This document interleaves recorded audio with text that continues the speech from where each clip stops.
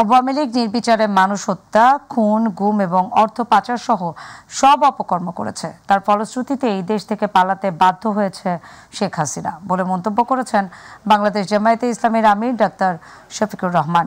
রোববার রাত 8:30টার সময় বাংলাদেশ জামায়াতে ইসলামী সৈয়দপুর উপজেলা এবং শহর শাখা আয়োজিত নীলফামারী সৈয়দপুর কেন্দ্রীয় বাস টার্মিনালে এক পথসভায় প্রধান অতিথির বক্তব্যে তিনি এসব কথা বলেন। জামায়াতের আমির বলেন, অর্থ লোপাটের আলামত নষ্ট করতে সচিবালয়ে আগুন লাগানো হয়েছে। এখনও ফ্যাসিবাদীদের প্রেতাত্মারা নতুন করে সংগঠিত হওয়ার চেষ্টা করছে, এদের প্রতিহত করতে হবে।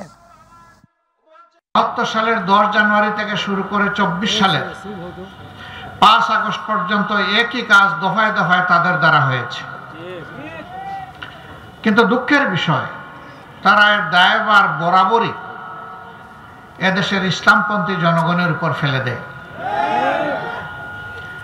এটা তাদের অভ্যাস, কারণ এই দলটি যা বলে তা করে না, আর যা করে তা বলে না।